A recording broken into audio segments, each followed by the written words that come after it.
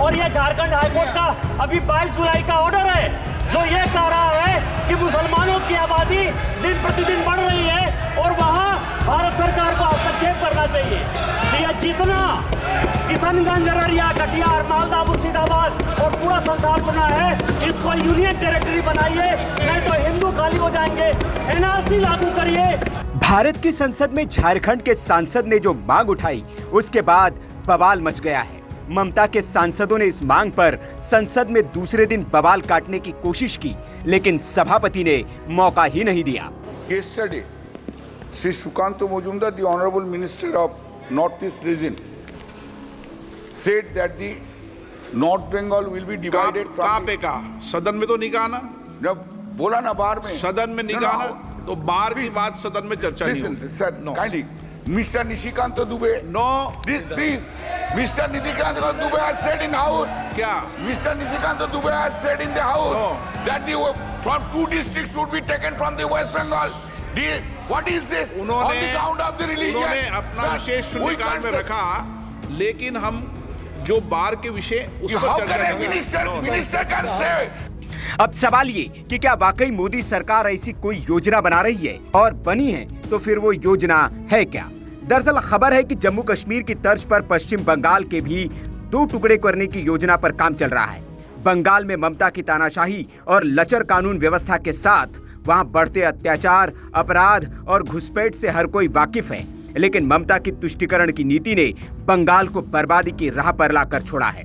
क्योंकि बंगाल सीमावर्ती प्रदेश भी है, इसलिए सरकार ज्यादा चिंतित है और इसलिए सरकार अब बंगाल के सीमा से सटे इलाकों को लेकर ऐसी योजना बना रही है। आपको बता दें कि बीते बुधवार को केंद्रीय मंत्री और बंगाल बीजेपी के मुखिया सुकांत मजूमदार ने प्रधानमंत्री मोदी से मुलाकात की और उनसे अनुरोध किया कि वे पश्चिम बंगाल के 8 जिलों को पूर्वोत्तर का हिस्सा माने, जिनकी सीमाएं सिक्किम से लगती हैं। पीएम से हुई इस बैठक के बाद मजूमदार ने कहा, मैंने प्रधानमंत्री को एक प्रस्ताव सौंपा है और उन्हें बताया कि आखिर क्यों उत्तर बंगाल को पूर्वोत्तर का हिस्सा माना जाना चाहिए और दोनों के बीच क्या समानताएं हैं। अगर वे मेरा प्रस्ताव स्वीकार करते हैं तो बंगाल के इस पिछड़े इलाके को केंद्र से अधिक धन मिलेगा।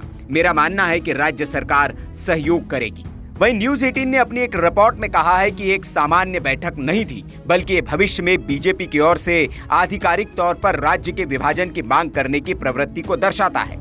सूत्रों का यह भी कहना है कि पीएम मोदी ने मजूमदार के साथ करीब आधे घंटे बिताए, जिससे पता चलता है कि प्रस्ताव को लेकर प्रधानमंत्री मोदी भी गंभीर है।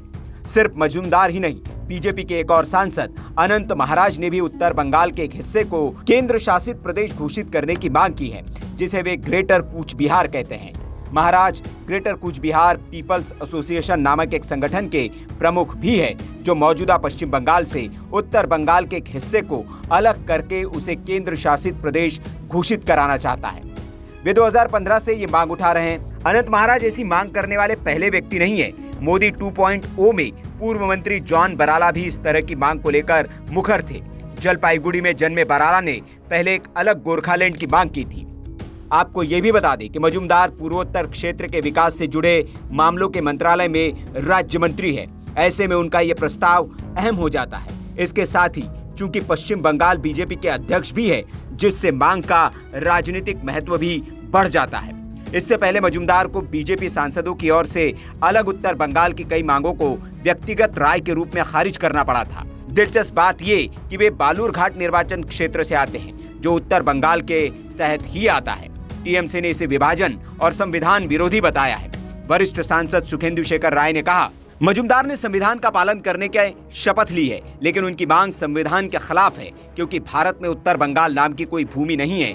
जिन 8 जिलों के वे उत्तर बंगाल कह रहे हैं, वे पश्चिम बंगाल के अभिन्न अंग है। वे पश्चिम बंगाल का उत्तरी भाग है। इधर झारखंड के गोड्डा से सांसद निशिकांत दुबे ने इससे 2 कदम आगे बढ़ते हुए झारखंड और बिहार के कुछ सीमावर्ती जिलों के साथ बंगाल के इन जिलों को मिलाकर एक केंद्र शासित प्रदेश बनाने की मांग कर दी है, जिस पर भी सियासी पारा चढ़ गया है। लेकिन सवाल ये कि क्या बंगाल के साथ झारखंड और बिहार में बढ़ती घुसपैठ पर लगाम लगाने के लिए केंद्र सरकार जम्मू कश्मीर की तरह इन्हें भी केंद्र शासित प्रदेश बनाएगी या नहीं?